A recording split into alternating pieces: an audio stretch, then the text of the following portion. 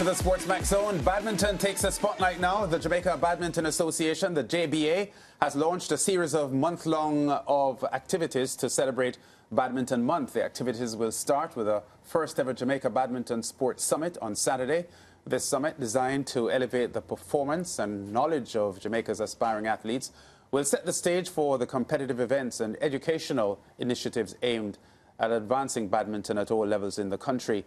Among the speakers for the summit are former West Indies cricketer Chadwick Walton, General Manager of the Sports Development Foundation Alan Beckford, President of the MVP Track Club Bruce James, and Director of the Kingston Football Academy Ashton Blankson. Here's a look at the list of activities coming up for the month for the JBA.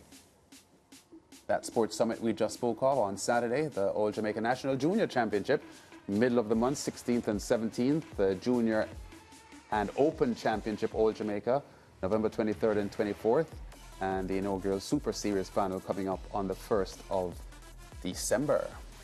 Now, the JBA President, VJ Tolan, joins us now on set to share more about the upcoming events. Welcome, VJ, to the SportsMax Zone. Thank you. I can tell you that for the 12 or 13 years of the SportsMax Zone, I don't think we had talked badminton in this kind of way. And now we're doing it for the second time in about 6 weeks because we spoke some badminton back in September. So great to have you on. Racket sport's always nice. There's not a racket sport that I don't like. And when we discussed badminton on the show back in September, we were talking about where the sport is placed on the national landscape and so on. And Mariah was asking about, you know, sponsorship and so on. How satisfied would the Jamaica Badminton Association be with where the sport is at the moment in the country and regionally, because badminton is played right throughout the Caribbean, and this is a Caribbean show? Got you. So to answer the first question about how satisfied we are with the company, with the sport locally, we have a lot to do. That's the reality. I think prior to COVID, we were on the rise. Yeah. Post-COVID, it's been a bit difficult. We have a lot of players who, I guess, during the COVID period were not playing. And so post-COVID, it was kind of a rebuilding process. So on the local scene, there's a lot to do as it pertains to developing our young players, kind of getting our senior players up to par with the region. That's a challenge as well that we have to work on. However, there are some good things that have happened over the past, let's say, 2 years.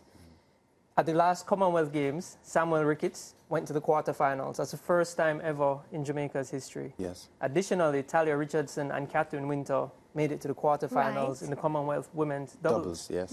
So, you know, in the midst of the challenges that we face, we recognize that we have a lot of talent here. And I think many sporting organizations would say the same thing. Yeah.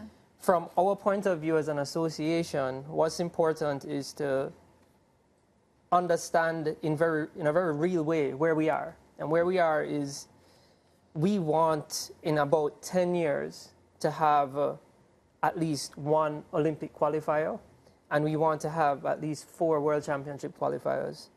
We recognize that to get there, you know, there has to be a plan. There has to be a strategic plan. And so what we're doing now is kind of setting the stage for that. And we have a very good appreciation of long-term planning. I think our team understands that. And this summit is kind of geared towards helping our community to understand it as well, and also get some insight on what professional sport is like. Because what you find is that the more popular sports or established sports will get a particular level of attention. And there are elements of those sports that are critical for success. But those elements don't feature prominently in emerging sports. So when you have something, for example, like an agent or a manager, when you think of football and track and field, these guys... That's standard. It's a standard. And internationally for a sport like badminton, it is as well. But locally, we don't ask ourselves those questions. When you think about the evolution of sporting academies, that's something in badminton international that's happening, but locally we've not gotten there as yet. Is it happening anywhere in the Caribbean at all? Because I know Trinidad and Tobago is pretty strong on badminton as well. Their history of Pan American championships, they've been reasonably good. Right, so they're evolving as well. I don't think they're there as yet. Within the region in Pan America, yes, we do have countries that are at that level.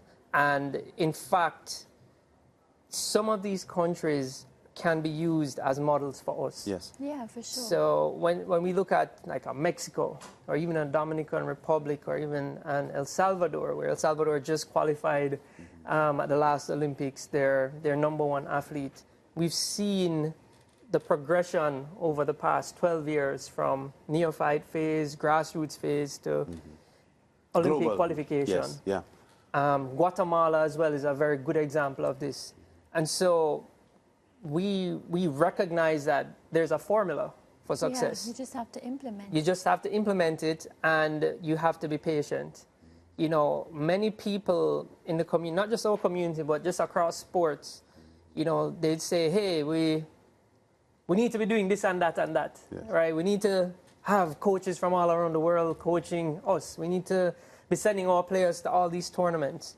And that's all well and good, but the truth is, there's a pathway, and you don't get there immediately. Yeah, I see where your summit tomorrow, which you've engaged Ramarak to play some role, you have some big names and people who have the acumen of international sport being among your guest speakers. So like what are you Of course. What are you hoping to get out of this summit tomorrow? So what we're hoping to achieve from the summit, there are two key things.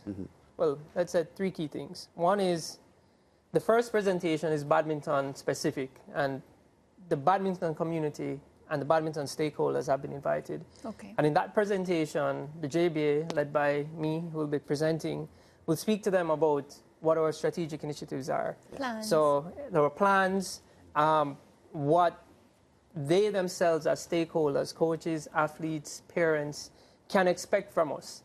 And so there's some clarity moving forward, because when we're moving forward now, we want to ensure that we're all on the same page. Correct. Number two is, we want to give the stakeholders really good insight on things they don't know or maybe a little unfamiliar with, but we believe are very critical for where they need to be.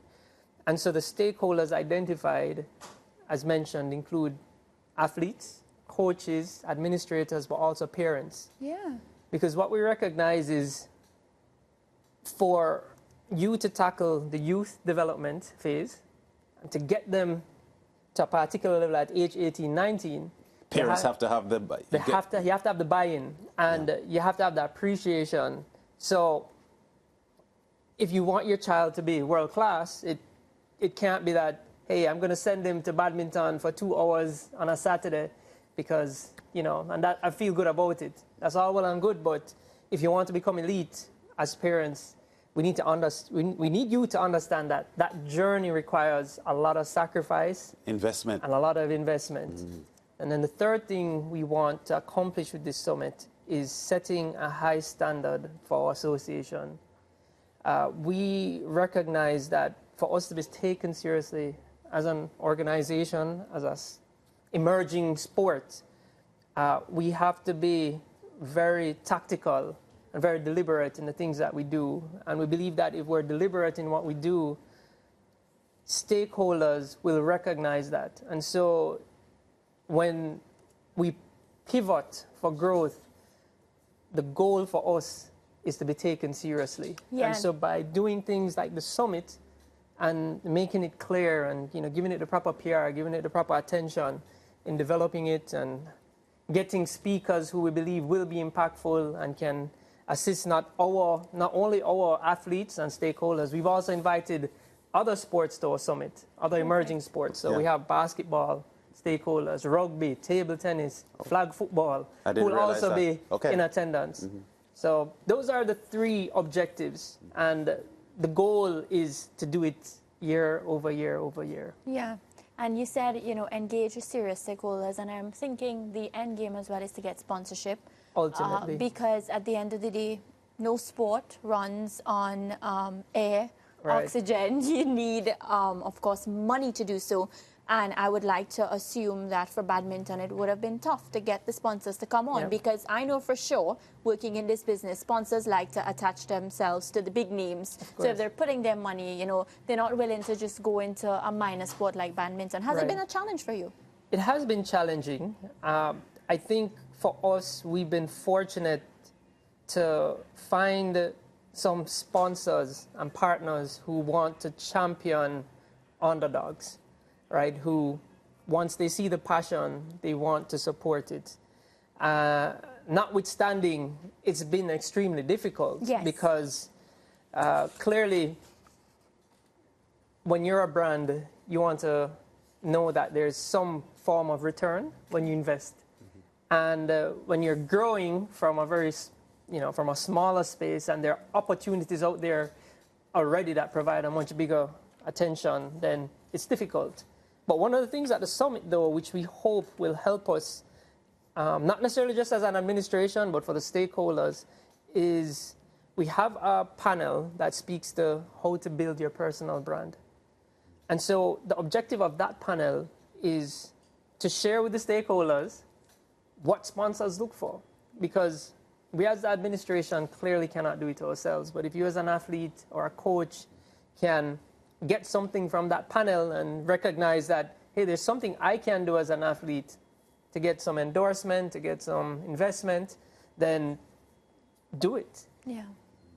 All right. Well, it has been a good chat. We look forward to following up on what happens. Well, I'll be there, so of course I can come back and tell the viewers what happened. And, we look forward to seeing the development of badminton. Don't be a stranger. Keep us updated on what's happening. And thank you so much for stopping by on the SportsMax Zone. And thank you for having me. Yeah, man. And I hope badminton continues to join you. Yeah, that's on you now. We extended the invitation. Now it's up to you to get us those Fantastic. emails. It's on us.